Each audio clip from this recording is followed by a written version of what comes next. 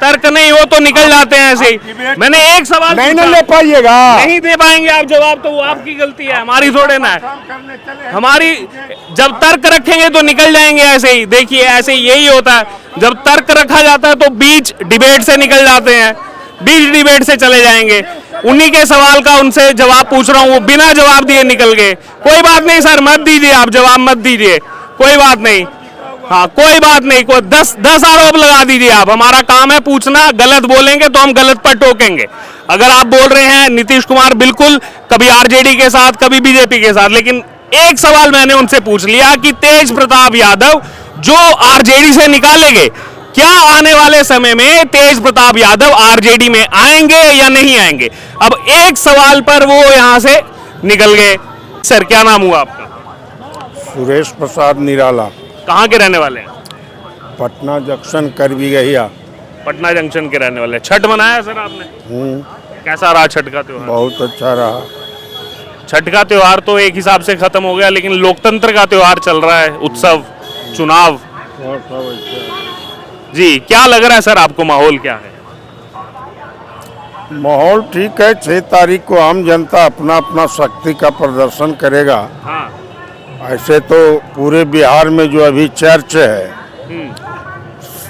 आम जनता का 80% जनता का सोच है कि सरकार में बदलाव आना चाहिए। हाँ। इसका कई कारण है जी। कारण है कि सबसे पहले तो नीतीश कुमार अनबैलेंस हो गए, एकदम अस्वस्थ हैं।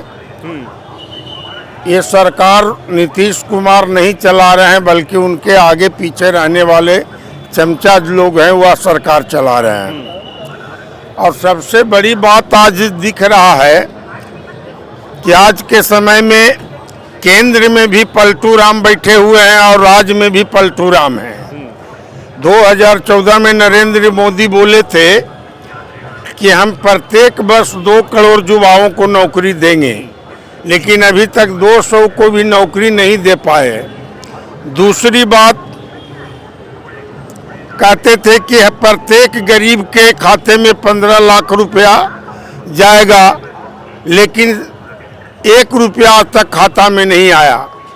2014 से जब से ही प्रधानमंत्री बने हैं, विदेश दौरा में ही लगे हुए हैं। एक विदेश दौरा करने में किसी भी प्रधानमंत्री का 50 करोड़ रुपया खर्च है, लेकिन अरबों खरबों रुपया लेकर के विजय माल्या शराब माफिया भागा हुआ है। उस शहर में भी जाते हैं, लेकिन आज तक नरेंद्र मोदी पकड़ के नहीं ला सके। यार वो तो रिकवरी कर ली है, जितना था उससे ज्यादा की रिकवरी। कहाँ कोई रिपोर्ट पेश नहीं न किए हैं। जब तक आम जनता में रिपोर्ट नहीं आता है, विदेश जाके क्या कर रहे हैं? विदेश दौरे तो राहुल गांधी भी इतने बिना बताए विदेश। राहुल गांधी छाती नहीं न दे रहे हैं। ये गए विदेश दौरा में तो एक बार कोरोना लेके आए, पूरे भारत में महामारी का लाया कोरोना। नरेंद्र मोदी कैसे बयान, अरे कैसे वरिष्ठ होके कैसे बयानबाजी कर रहे हैं? जिस चाइना से आप दोस्ती करने जाते हैं और वो चाइना आपके भारत के सैकड़ों मील जमीन जो है दखल किए हुए है, और फिर भी आप दोस्ती के हाथ बटाने जा रहे हैं। ये तो सब संसद में जयशंकर जी जवाब दे ही चुके हैं। नहीं, ये सब केवल जवाब। अब आप संसद में विदेश मंत्री की स्टेटमेंट नहीं मानेंगे तो किसकी मानेंगे? अब आइए बिहार में। बिहार चुनाव में नीतीश कुमार को नरेंद्र मोदी बोल के गए कि नीतीश कुमार और बिहार का डीएनए खराब है, यानी बिहार को भी गाली दिए और नीतीश कुमार को माँ को भी गाली दिए। ऐसे बेशर्म। ऐसे तो फिर देखा जाए तो लालू यादव ने अपनी बेटी का नाम ही रखा था मीसा भारती, इसलिए कि मीसा से इंटरव्यू ले रहे हैं कि हम आपसे ले रहे हैं, पहले ही बोलिए। तो मैं काउंटर तो जी नहीं, पहले भाई इंटरव्यू लेते हैं तो बोलने का मौका दीजिए।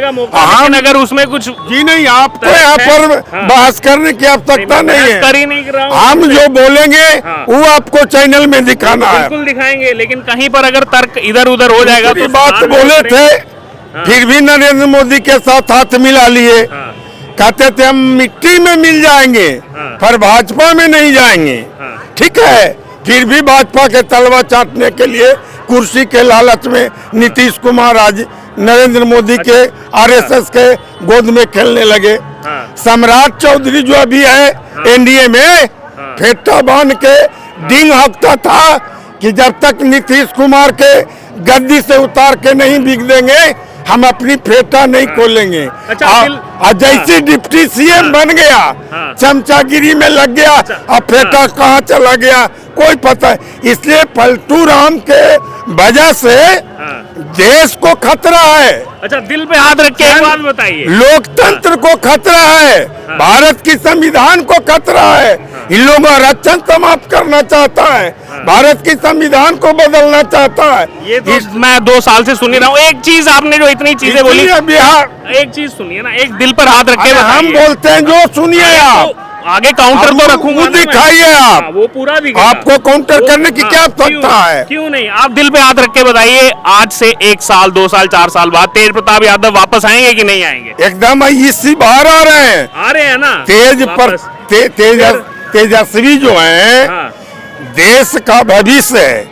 एक नौजवान तेज प्रताप यादव जो अलग छोड़िए हटाइए, यही जब काउंटर सवाल आप बीजेपी के आदमी बनिएगा, आपसे काउंटर बीजेपी के आदमी बनिएगा तो आप पूरा वीडियो जाएगा। आपको क्या पूछा, आप सवाल छोड़ के भाग आदमी बनिएगा, आप मेरा सवाल तो आपको स्टेशन पर डिबेट नहीं चलेगा। अरे सुनिए, ये भी बता देते, आपको सवाल का जवाब नहीं देना है तो आप मत दीजिए, समझे? काउंटर आपका डिबेट नहीं चलेगा अगर बीजेपी के समर्थन में बात एक तर्क मैंने तो एक भी बात नहीं बोली, आम जनता के लिए न्यूट्रल। अरे मैंने एक भी बात नहीं बोली सर, मैं आपसे एक सवाल पूछा, तेज प्रताप यादव आप बीजेपी के आदमी हैं, तेज प्रताप यादव आरजेडी में आदमी हैं, आप पैसे पर काम कर रहे हैं। यही होता है सर, आप जब जवाब नहीं चला रहे हैं, जवाब नहीं दे सकते तो निकल जाएंगे ऐसे। एक जवाब मांगा मैंने। अरे आप बोलते हैं बहुत ज्यादा, जवाब तो एक बोलिए मांगा, क्यों एक जवाब मांगा, आप निकल गए खा के ऐसे। पाए हैं डिबेट ये देखिए 4 आपका काम है जनता से एक सवाल क्वेश्चन करना,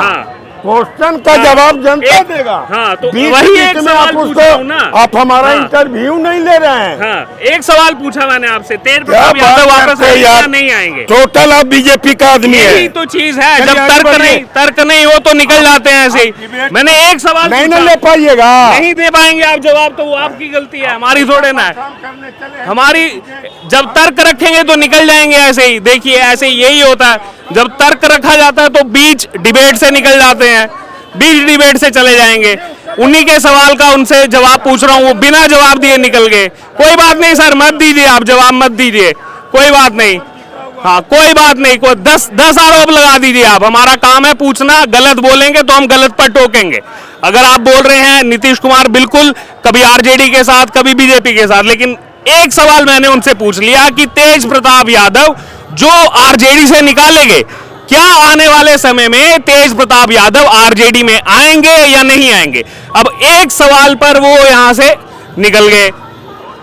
एक सवाल केवल उनसे पूछा, ना तो बीजेपी के फेवर में ना जेडीयू के फेवर में। यह सवाल पूछा गया कि आप अगर बाकियों को पलटू बोल रहे हैं, बाकियों को अगर आप ये बोल रहे हैं कि आप जो है वापस आ जाते हैं कभी बीजेपी में कभी उसमें, तो आप ये बताइए कल को तेज प्रताप यादव को लालू यादव आरजेडी में लाएंगे या नहीं लाएंगे? बड़ा सिंपल सा सवाल था। चलिए ठीक है, उनकी इच्छा है, उनको जवाब नहीं देना था, उनको आरोप लगाने थे, वो निकल गए, उनकी मर्जी है, वो अपना काम कर रहे हैं, हम अपना काम कर रहे हैं। और लोगों से चर्चा करेंगे जो सही से बता